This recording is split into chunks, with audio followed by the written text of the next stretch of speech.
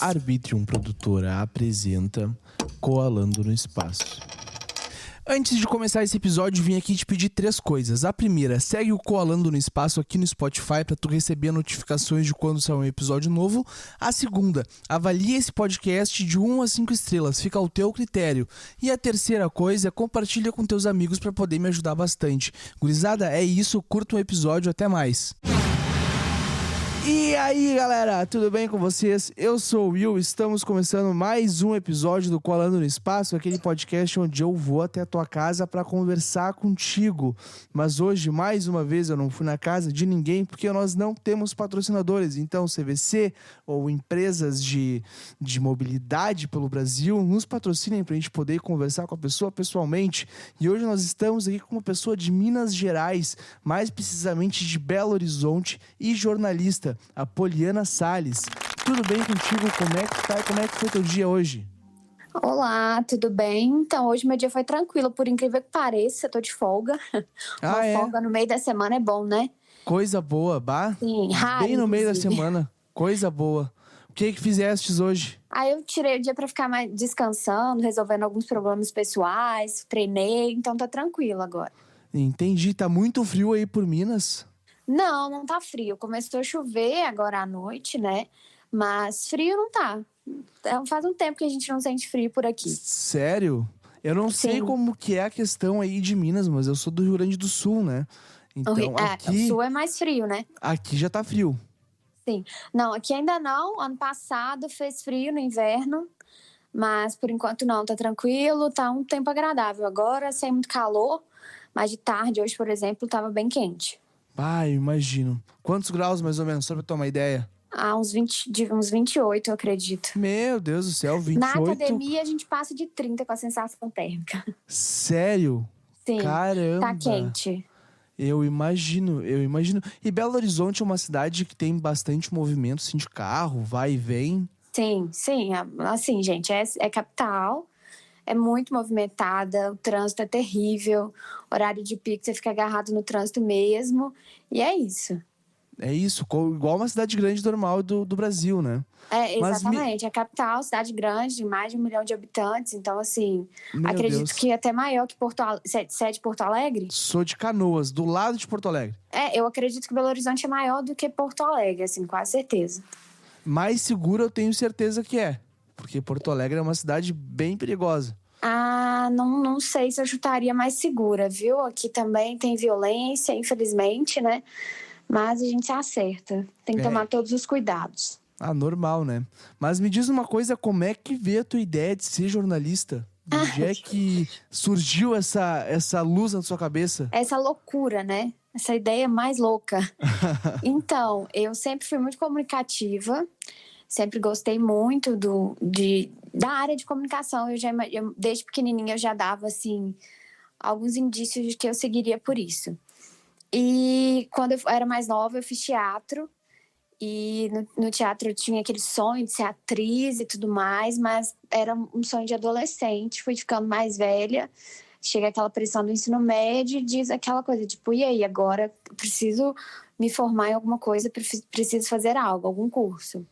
Sim. E aí eu já tinha o jornalismo como uma das opções, eu sempre gostei muito de história, de informação, sempre fui muito comunicativa, sempre fui muito curiosa, assim, de ter várias perguntas na ponta da língua. E eu tive muito apoio do meu pai. Na época eu tinha dúvida se eu seguia pelo direito ou se eu seguia pelo jornalismo, e o apoio do meu pai foi crucial para que eu tomasse essa decisão, e foi certo, assim, eu gosto da profissão, não me imagino fazendo outra coisa hoje. Ainda tenho vontade de fazer o direito, mas, assim, eu gosto de exercer o jornalismo. E eu sinto que é uma profissão que me dá orgulho, é uma profissão muito importante para todas as pessoas, principalmente nessa época de desinformação, de fake news, e que a gente precisa informar as pessoas com a verdade, com aquilo que é bem apurado. Eu tenho muito orgulho dessa minha escolha, é um trabalho árduo. A gente trabalha muito, 24 horas por dia, porque o jornalismo não para. A gente sacrifica alguns momentos de lazer com a família. Imagino. Trabalha feriado, trabalha de madrugada, se for preciso. Trabalha final de semana, mas é bom, é gratificante. A hora que tem notícia, tu tem que cobrir, né? Exatamente. Eu já fiquei na redação de madrugada e às vezes é mais um plantão mesmo, né? Porque não necessariamente vai ter a notícia na madrugada de uma terça-feira, por exemplo, mas você tem que estar ali, você tem que estar preparado caso aconteça algo estrondoso. Me tira uma dúvida. Nesse caso que tu me contou, que tu ficou de madrugada na redação, né? Tu ficava ali esperando aparecer alguma notícia? Por que que tu ficava ali? Então, quando eu fiquei na madrugada, ano passado, inclusive, ano novo, eu tava na madrugada. Sério? Virei o ano na redação. A gente tem que ficar à procura de notícias, né? Eu tava na apuração, então a gente tem que estar sempre atento ao que tá rolando, fazendo uma ronda, a gente liga sempre para algumas fontes para saber se tá rolando alguma coisa. E é isso, a procura da notícia. Eu não digo esperando, porque a gente não pode ficar. A gente não espera a notícia bater na nossa porta, né? A gente corre atrás dela. Essas fontes que tu diz são pessoas localizadas em outros estados ou dentro do teu estado mesmo ou fora do país? O que seriam essas fontes que eu sempre escuto o pessoal falar? Ah, tá, liguei pra fonte, a fonte me passou a notícia, não Sim. sei o quê. Então, quando a gente fala de redações, geralmente, por exemplo, tem redação no Brasil inteiro. Eu estou em Belo Horizonte, o nosso foco são notícias de BH e Minas, porque é mais fácil de cobrir uma notícia quando você está naquela cidade. E aí tem as redações do Rio Grande do Sul, do Rio de Janeiro, São Paulo, Bahia, Acre, enfim, cada estado, cada capital costuma ter a sua redação. E se o estado for muito grande, como é o caso de Minas, algumas cidades do interior também têm redações em pontos estratégicos. Entendi. E aí, quando você está, por exemplo, em Belo Horizonte, seu foco vão ser notícias da capital e da região mais próxima ali, até para você conseguir deslocar uma equipe de reportagem para cobrir em loco, né, no local. Aham. E, assim, a outra pergunta, eu me perdi aqui. Você quis saber quem são as fontes, né? Como é que tu conhece essas fontes? Sim. Então, hoje em dia, o jornalista sempre teve fontes oficiais, né? A gente sempre procura informações, por exemplo, se tem um crime, a gente vai apurar com a polícia militar, ou polícia civil. Ah, Se é um entendi. acidente, a gente vai estar sempre em contato com o corpo de bombeiros, enfim. Então, tem as fontes Entendi. oficiais, que geralmente são policial, civil, militar, corpo de bombeiros, vamos supor, prefeitura, estado, depende do assunto, coronavírus, tipo, dados de mortes. Geralmente a gente vai receber esses dados das prefeituras de cada cidade, do estado, né, do governo do Sim. estado. E existem as fontes não oficiais, que são os telespectadores. Hoje a gente tem o WhatsApp, que facilita muito pra gente, assim. Eu imagino. É uma fonte muito boa, porque chega, por exemplo, na emissora que eu trabalho, a gente tem um WhatsApp divulga, então já é um WhatsApp super popular, que as pessoas mandam as notícias pra gente. Tipo assim, aqui no meu bairro acabou de ter um acidente, ou sei lá, acabaram de assaltar o meu vizinho, ou minha filha desapareceu, no caso de crimes, né? E também são pessoas que vão, cair um golpe, dependendo da proporção desse golpe, também vira notícia. A gente já rolou, por exemplo, um hospital que o teto caiu. Teve um caso assim parecido esses dias agora, acho que foi hoje ou ontem. Geralmente o paciente está dentro do hospital e se ele está com o celular, ele filma e manda pra gente. É uma puta notícia, né? Tipo, é uma notícia muito importante, muito séria. Então hoje a gente tem esses canais também que facilitam e que faz com que a gente chegue em todos os lugares. Hoje em dia tu trabalha na TV ou no jornal impresso? Eu sou da TV, eu sou cria da TV, nunca trabalhei em jornal impresso, acho incrível, tenho vontade, inclusive, mas eu sempre trabalhei na TV, assim, já rodei em algumas emissoras, já trabalhei no interior, agora eu tô na capital, e é isso. Mas daí, tipo, vamos pegar um exemplo, tá? Tu tá lá na redação de madrugada, como tu falou que passou a virada do ano na redação. Daí deu uma notícia, tu tá em Belo Horizonte, deu uma notícia no interior da cidade. Tu liga pra todo mundo que é da tua equipe e todo mundo tem que se deslocar pra redação ou para o lugar do acontecido? Então, quando você tá de plantão, você falou da madrugada, um exemplo. Eu, por exemplo, não fiquei sozinha de plantão. A gente tem cada tipo assim, o jornalismo é feito por pecinhas. Tem o repórter de Entendi. plantão, o cinegrafista de plantão. Eu, que sou apuradora, produtora, também estou de plantão. O editor, quem vai editar a matéria, que vai receber o material e editar cada trechinho, porque a gente recebe, por exemplo, o repórter vai para a rua, ele grava, sei lá, 30 minutos, 10, 15 minutos de gravação, tipo de entrevista e tudo mais. Só que a gente tem que editar esse material, assim como você faz com o podcast. Claro. A gente edita para um VT de, sei lá, 2 minutos, 1 minuto e meio. Então, também tem a pessoa que é responsável por isso. Então, assim, é toda uma equipe de plantão, cada um responsável por uma parte da notícia, mas que no final vira aquele todo que passa na televisão e vocês veem prontinho. Então, não é somente tu na redação, é todo mundo da equipe na redação. Isso. Que legal claro isso. Claro que, vamos supor, se de madrugada tem uma equipe inteira, durante o dia vão ter 6, 7, entendeu? Que loucura. Porque de madrugada realmente é uma equipe reduzida. Mas, vamos supor, na parte da manhã, que é a hora que a coisa começa a pegar fogo ali, devem ter, 10 repórteres na rua. Isso eu falo uma estrutura de uma televisão maior, né? Sim. Claro que existem as emissoras com capacidades reduzidas, principalmente no interior, por exemplo. Aí na parte da tarde também, outros 10 repórteres. E à noite, sei lá, mais 4. Então, assim, cada turno tem uma equipe diferente.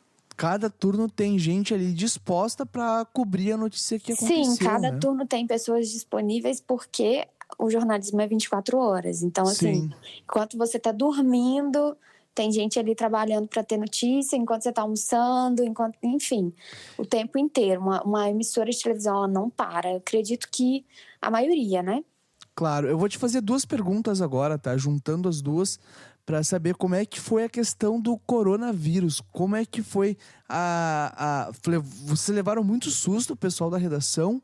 E agora, como é que está sendo a guerra na Rússia? Tem alguma diferença entre esses 2 pontos para o jornalista? Sim. Vamos começar falando de Covid, que foi algo que eu vivi.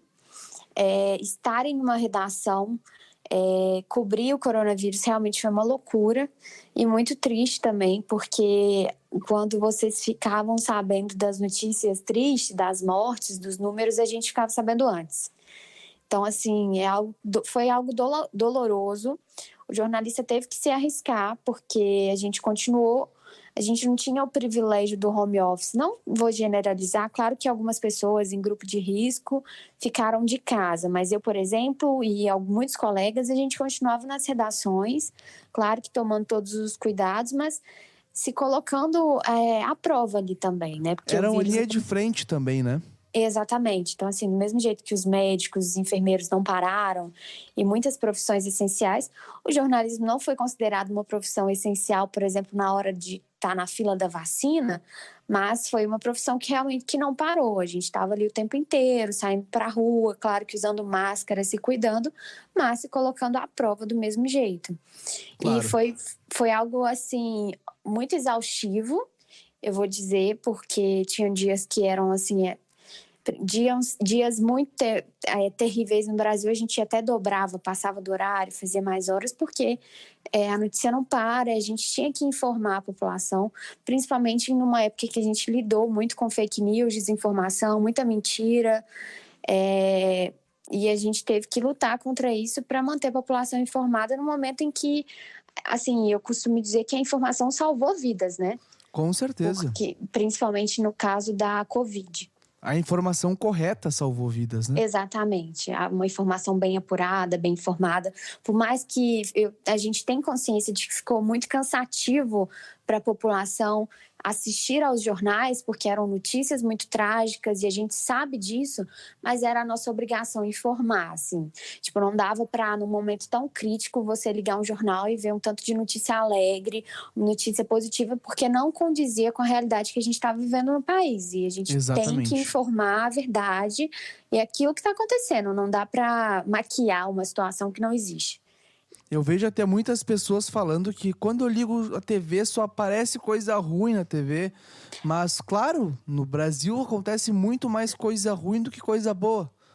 Claro que existiam algumas histórias muito bonitas de pessoas que se recuperavam, de pessoas que conseguiam sair da pior. E a gente noticiava isso, mas isso, infelizmente, era uma em cada 300, 400 Com pessoas certeza. que estavam internadas. Então, assim, a gente tem a consciência de que ficou muito cansativo para quem assistia. Eu vivi isso dentro da minha casa, por exemplo. Meus pais pegaram Covid e eles falavam que ligavam a televisão e eles tinham medo de morrer, porque eles Meu estavam com Covid e Deus. assistindo só notícias pesadas. E eu sei que essa realidade afetou muitos lares brasileiros, mas ao mesmo tempo a gente tinha consciência de que uma informação bem verdadeira, bem apurada, ela salvou a vida de várias pessoas. Então, ao mesmo tempo que a gente sabe que foi cansativo, que foi maçante, a gente tem esse orgulho de ter feito o que a gente podia e ter feito a nossa parte. Com certeza. Parabéns. Parabéns Muito para ti e para obrigada. todos os jornalistas, porque eu imagino Obrigada. que foi muito pesado, principalmente Sim, para por vocês que ficaram exemplo, em volta disso, né? quando a vacina saiu, também saíram várias notícias que não eram comprovadas, de que a vacina poderia ter várias reações e tudo mais. E eu senti uma força da imprensa em conjunto de querer incentivar as pessoas a vacinarem. E hoje a gente está aí.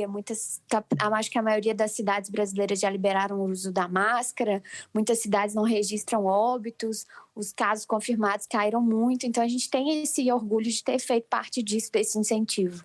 E mesmo as prefeituras tendo liberado o uso das máscaras, muitas pessoas com a cabeça no lugar ainda estão usando as máscaras quando entram em Sim, claro, mercados, em ainda shoppings.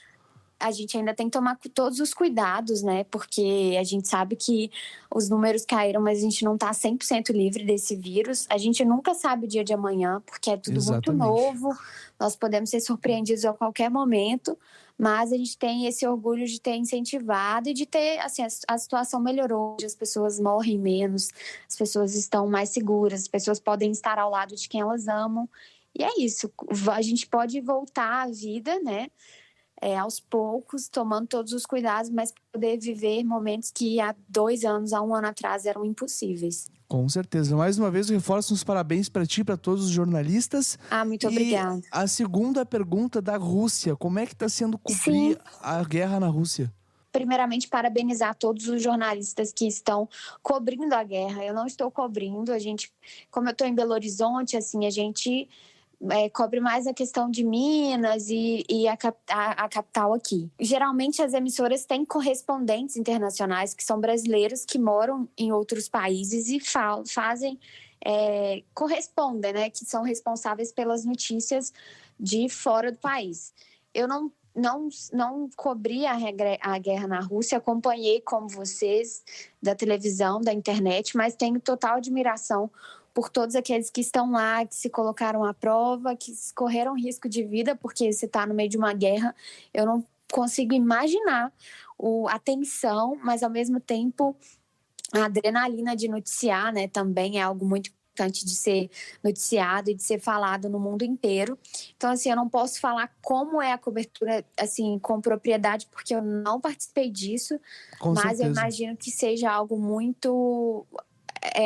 sem dúvidas, é algo muito importante, de muita relevância e arriscado também. Eu acho que é uma realidade que eu não consigo imaginar, né? A gente não está acostumado com guerra. Exatamente. É algo que surgiu aí, a gente está acostumado com guerra nos livros de história. Eu estudei guerra e vivenciar isso é uma loucura. Eu fico imaginando quem está lá.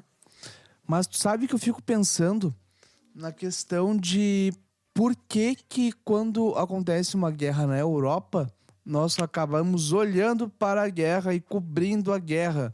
E tem guerras acontecendo na África há muito mais tempo e a gente não fala nada, Sim. sabe?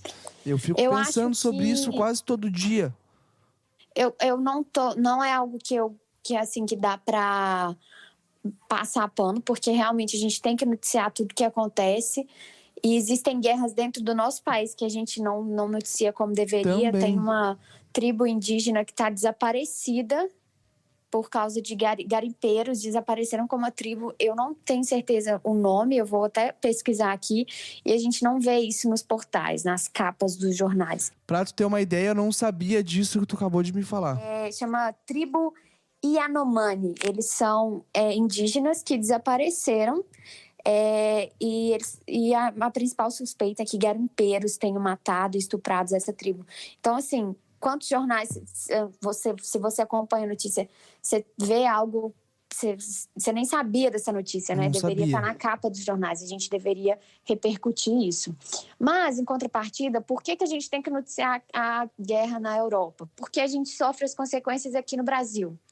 E essas Exatamente. consequências estão no preço do trigo, o pão está nas alturas, essa consequência está no preço do combustível, a gasolina já estava muito alta e voltou a crescer no mês passado por causa da guerra. Então, ao mesmo tempo que está distante, por que a gente noticia a África também? Mas a Europa é algo que a gente, no caso, sente diretamente, né? A Rússia é uma potência mundial que controla muitas exportações no mundo, no caso do combustível, por exemplo. E a gente está sentindo isso aqui, assim, os preços já estavam altos, a inflação está uma coisa absurda e com a guerra piorou. Então Eu não dá tinha para pensado por esse lado. então é algo que a gente tem que noticiar também, porque influencia no nosso prato, no dia a dia, no nosso bolso. É verdade. E no mundo inteiro, não só aqui. A pandemia já causou um grande estrago, né? E agora a guerra está causando um estrago bem maior para o bolso do brasileiro, em Sim. específico. E o aumento agora do pão, do ovo, tá ficando absurdo. Tá ficando Exatamente. absurdo. Uma pessoa que recebe um salário mínimo antigamente não conseguia se sustentar direito, hoje em dia não consegue comer direito. Tem pesquisas que falam assim, o salário mínimo hoje não dá. Não, tipo, a conta, quem recebe um salário mínimo não consegue fechar a conta do aluguel, do gás, da comida, enfim, da cesta básica, tá tudo muito caro. Realmente a gente voltou para uma realidade de fome, né, da miséria no Brasil. É verdade. Mas deixa eu te fazer uma pergunta. Eu vi no teu Twitter, que foi aonde eu te conheci, uma situação meio que inusitada. Eu quero que tu me explique sobre quero que tu explique sobre essa situação aí, conte pra quem tá nos ouvindo sobre essa situação em específico. Então, gente, meu Twitter, ele viralizou na semana passada. Me colocou no top 10 dos jornalistas mais influentes do Brasil por causa de uma bobagem. Eu, quando publiquei, é porque, assim, eu tô acostumada com minha vida é muito reservada. Tô acostumada com o meu Twitter ali no meu grupo de amigos, apesar dele ser aberto. E aí, na semana passada, eu tava chegando do trabalho, super cansada. Uma moça me mandou uma mensagem no WhatsApp querendo tirar uma satisfação comigo. Primeiro ela me ligou 2 vezes e eu não atendi. Ela me mandou uma mensagem no WhatsApp, tipo um oi, e não se identificou. Eu mandei algumas interrogações, porque eu sou o tipo de pessoa que o meu WhatsApp eu respondo quando eu conheço e quando a pessoa se identifica. E ela mandou um oi, e eu falei assim, oi, quem é você? Ela falou o nome dela, não lembro direito se ela falou o nome, ela falou assim, ela perguntou quem era eu, porque tinha uma ligação de 1 minuto e 36 segundos, ela foi bem específica, 1 minuto e 36 segundos, que eu teria ligado para o marido dela e ficado esse tempo no telefone. E aí eu fiquei assim, na hora eu estava um pouco estressada, eu falei assim, moça, qual que é o nome do seu marido? Aí ela falou o nome dele, Wagner. Eu ainda não lembrei quem é o Wagner. Eu expliquei para ela, olha, eu sou jornalista, eu faço ligações o dia inteiro. Se você tá desconfiada, pergunta ao seu marido. E aí muita gente, nossa, você foi muito grossa com ela e não sei o quê. Primeiro que é uma situação que não dá para romantizar, né, gente? Completamente louca, né? Principalmente 1 minuto e 36 segundos que eu fiquei conversando com o marido dela no telefone. E aí eu publiquei no Twitter, falei, gente, o jornalista passa por cada humilhação que não tá escrito, que não dá para acreditar. E aí viralizou. E para minha surpresa, apareceu um tanto de gente que já passou por situações parecidas, por situações semelhantes. Jornalistas também. Jornalistas e não jornalistas também, de outras profissões. E eu fiquei chocada, eu achei que era algo raro, assim, que eu fui a escolhida da vez, mas não, é até comum. Mas isso tu acha que viralizou pelo fato em si? Pela ciumeira, entre aspas, da mulher? Eu acho que viralizou por vários motivos. Primeiro porque é cômico, né? Tipo, é engraçado você ver uma pessoa tão louca assim. Eu dei bastante risada quando eu vi. Sim, é engraçado. Eu acho que também porque muitas pessoas se viram no meu lugar ou no lugar da mulher. Tinha muita gente que entendeu o lado dela e me julgou, falou, você deveria ter sido mais explícita, você poderia ter sido menos grossa. Então eu acho que porque as pessoas se identificaram com aquela situação também de alguma forma. Entendi. Então, pelo lado que realmente o marido dela poderia estar traindo ela e que ela usou uma situação ali achando que fosse tu, a pessoa que Eu não estava sei, sabe? Eu pulando a acho que cerca. Existem muitas histórias que dá pra pensar sobre esse caso, né?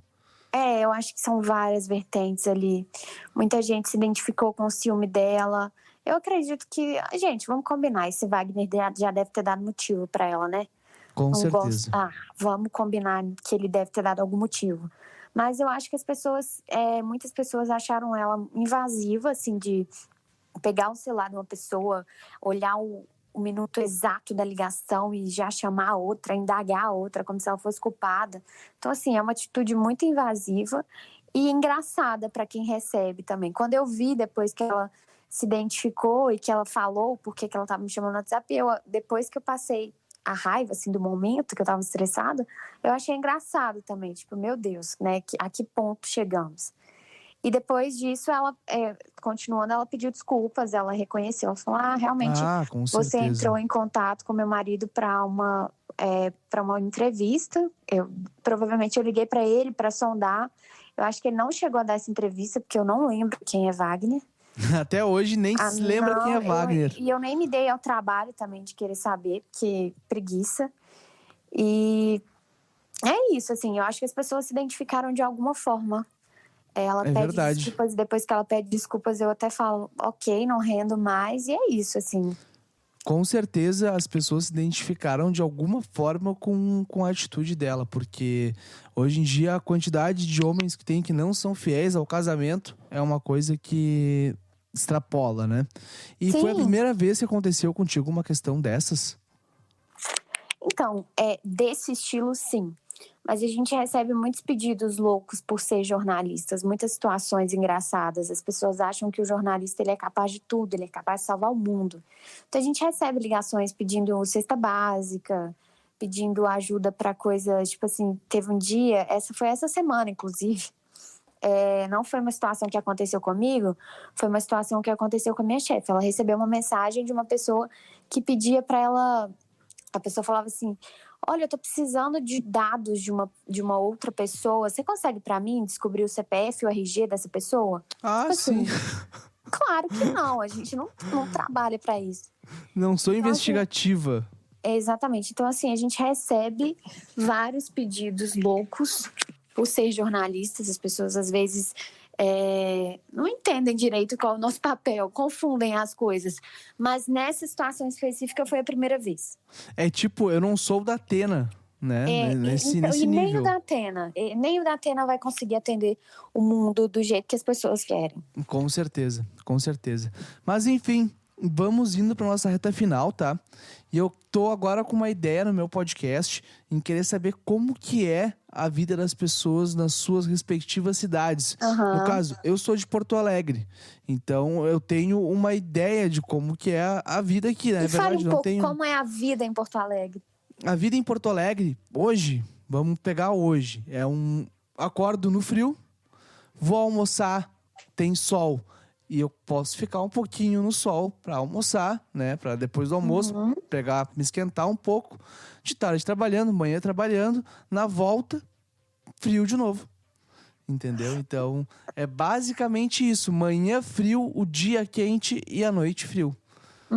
Uhum. E no domingo, normalmente, acaba tendo o churrasco da família, né? Que a gente se reúne em uma casa, cada um leva um pedaço de carne, a cerveja ou o que for tomar e acaba se reunindo fazendo um churrasco. E eu quero conhecer o Brasil para saber como as diversidades que a gente tem de cultura, porque Claro. esses dias eu parei e pensei, eu tava gravando um podcast com o Bruno Barreto, que é produtor de um dos maiores podcasts do Brasil, que eu não sei se tu deve conhecer, o Caixa Preta. Uhum. E ele acabou perguntando, cara, a gente tava discutindo sobre a questão de por que que nós do Rio Grande do Sul só conhecemos a cultura do Rio Grande do Sul, né? Só conhecemos coisas que são produzidas aqui. E a gente tava discutindo nisso e ele me perguntou uma hora, tu conhece algum podcast do Nordeste?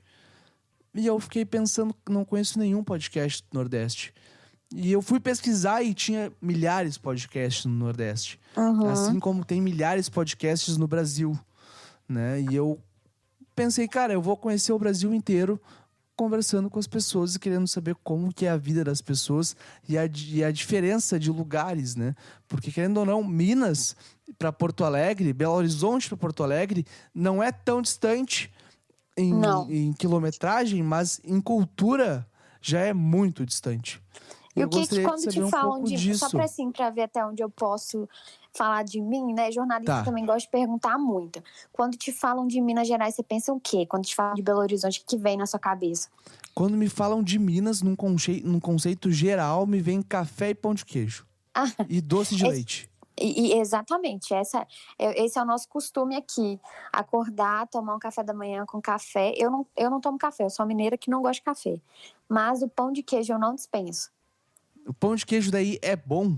É bom. E assim, eu vou te falar, eu já comi pão de queijo em outros estados, mas não tem comparação. Assim, se quiser comer um pão de queijo de verdade, tem que vir para Minas. Qual tu acha que é de maior diferença do pão de queijo de Minas pro pão de queijo do resto do Brasil? O nosso pão de queijo tem queijo, gente. Tem pão de queijo, assim, em outros estados que parecem biscoitos de polvilho. A gente tem É porque o queijo também é nosso, né? Então vamos combinar que aqui nós temos o melhor pão de queijo, porque a gente tem o melhor queijo do país também. E é isso. Eu imagino que E no domingo, vocês acabam se reunindo também, fazendo um churrasco? Ou o Então, o churrasco não é um churrasco a costume de gente gosta vocês? demais aqui também, viu? Come com muita frequência. Meu pai ama fazer churrasco. Eu acho que o churrasco aqui, eu acredito que o gaúcho tenha mais tradição, mas o mineiro não fica sem churrasco. E aí a gente tem os acompanhamentos também, que tem o feijão tropeiro, que é o único Meu que a gente Deus. gosta demais, com churrasco é perfeito. E Feijão tropeiro com churrasco? rola demais. A gente faz o churrasco e um feijão tropeiro para acompanhar. Não vejo problema nenhum. Eu fiquei impressionado porque eu nunca vi isso acontecendo, né? Pode ser que a gente tenha um jeito diferente de fazer churrasco aqui. Com certeza. Aí vocês comem só churrasco. Aqui, o tradicional mesmo é tu pegar, botar a carne na churrasqueira, né? E ir tirando os pedacinhos e ir comendo, conversando, né? Só Não. que tem famílias que pegam, 90% das famílias fazem isso, fazem maionese, arroz, salada Aham. e montam a mesa e botam os pratos, tudo certinho, e depois tem sobremesa e etc, né? Não, Então, aqui também. Mas aqui tem o feijão tropeiro com churrasco, é muito bom. feijão eu nunca vi num churrasco, sendo bem sincera. É o tropeiro, assim, claro que o homem não combina muito. Mas é Feijão uma tropeiro boa. Você já comeu seria. feijão tropeiro mineiro? O feijão tropeiro seria tipo uma feijoada, não? Não, feijão tropeiro é um feijão com farinha e vai bacon, carne, torresmo. Ah, tá. É um Daí feijão combina. diferente. Daí combina. Depois procura saber e venha pra Minas comer o feijão tropeiro, que é Eu muito bom. quero ir. Eu digo brincando que eu saí de Barbacena, né? Que viram que eu não. Que eu consegui fugir do hospício que tinha lá. E muita E gente acredita. Mas é outra uma brincadeira. curiosidade, você torce pra algum time? Grêmio, Inter? Inter. Inter. No estádio do Inter, por exemplo, no intervalo, o que tem pra comer? Cachorro quente, pipoca, pizza também. Aqui a gente tem pão com pernil e feijão tropeiro. Ah, não. Sério? Claro, a gente ama carne, a gente não fica sem carne. Aqui no Mineirão, o tradicional é no intervalo comer um pratão de feijão tropeiro e é grande o negócio. E Eu o pão com imagino. pernil. O Skank é de Minas, né? Sim, eles são daqui. Skank foi uma banda que lotou o Mineirão. Foi a primeira banda que eu vi lotando o Mineirão. Ou já Eles tiveram são outras daqui. bandas? Aham. O Mineirão hoje recebe shows internacionais enormes, mas Skank tem essa coisa de ser daqui e da gente ter essa identificação, né? E qual que, pra ti, é a cultura de Minas que todo mineiro tem? Eu acho que, assim, os pontos fortes aqui do estado, nós somos muito acolhedores, então, assim, e eu acho que isso até assusta algumas pessoas mais fechadas, porque o mineiro, ele tem aquela coisa de chegar e nunca ver a pessoa e já tratar ela como se fosse da família, sabe? Com muita hospitalidade, a gente é muito acolhedor, e eu acho que isso é uma característica bem forte. Quem chega aqui, eu conheço pessoas que vieram de outros estados, até assusta, porque a gente é muito acolhedor em todos os lugares. Você vai sentar num bar, você tem chance de ficar amigo do garçom, porque a gente tem essa cultura. Outra coisa é a fartura, assim, da comida mesmo. Casa de mineiro tem muita comida e muita comida boa. Então, a culinária é o nosso ponto forte aqui. A gente tem... Eu já rodei muito o Brasil e eu não consegui achar... Eu sou suspeita a falar, né? Mas eu não consigo achar comida melhor, sabe? Já Me fiquei com desculpem fome. os baianos, mas... O acarajé não chega aos pés do nosso feijão tropeiro, do nosso pão de queijo. Então eu falo que Minas não tem mar, mas Minas tem bar e tem muita comida boa. Que legal. Meu sonho é conhecer Minas Gerais, ainda não conheci. Venha. E assim, a gente tem as nossas belezas naturais, as nossas cidades históricas, montanhas, cachoeiras. Então tem muita coisa boa aqui. Tem muito orgulho de ser mineira. E eu acho que é muito legal isso no Brasil, porque o Brasil é muito grande e é como se cada estado fosse um país diferente. Exatamente. Porque até o português é diferença. De sotaque, a nossa cultura é muito diversificada e a gente tem que conhecer e valorizar o que é nosso. Exatamente. É por isso também que eu estou tentando conversar com as pessoas do Brasil inteiro, porque eu percebi que eu estava focado somente no Rio Grande do Sul. E região centro-oeste também, né? Que é o, mais próximo. o eixo. Que é o eixo de comunicação que eu tava enxergando. Só que, o Brasil tem muita coisa para conversar e para descobrir de diferente que eu não sabia. Eu gravei com o Robson Lemos, que ele é de Petrolina, Pernambuco. E ele me falou 2 peixes que eu não sabia que existia. Eu não lembro agora os nomes de cabeça, mas ele me falou 2 peixes de água doce que eu nunca tinha ouvido falar. Uhum. E eu fiquei, caramba, existe mais 2 peixes aí que eu tenho que comer. É uma aula de história que você vai ter em cada podcast. Com certeza. Mas agora vamos para nossa reta final, tá? E eu quero que tu deixe as tuas considerações finais e as tuas redes sociais para quem quiser te seguir e acompanhar o teu trabalho. Eu queria começar agradecendo pelo convite. Adorei participar, gente. Eu gosto muito de falar, vocês devem ter percebido. Mas foi muito bom, gostei do bate-papo, foi leve, foi tranquilo. Eu sou jornalista, quem quiser me seguir nas redes sociais, meu Twitter é @polianasales4. O Poliana é com 2 L's e Y. Eu também estou no Instagram, é @polianasales_. Tranquilo.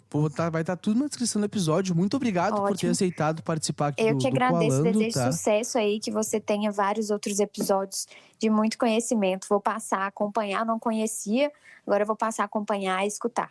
Muito obrigado. E logo estarei aí com o patrocínio da CVC, eu espero. Nós estamos tentando. A gente tem que acreditar, né?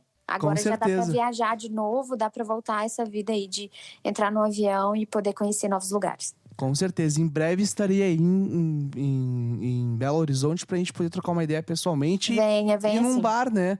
Tomar uma cerveja e comer uma batata frita ou um pão de queijo no bar. Mas enfim. Belo Horizonte tem muito bar, viu? Não falta. Isso aqui não vai faltar. Então tamo grande já, então.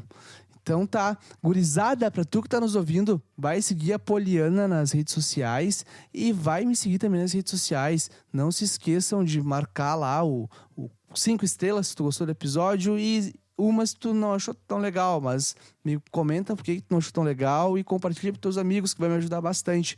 Um beijo pra vocês, se cuidem, até uma próxima e tchau!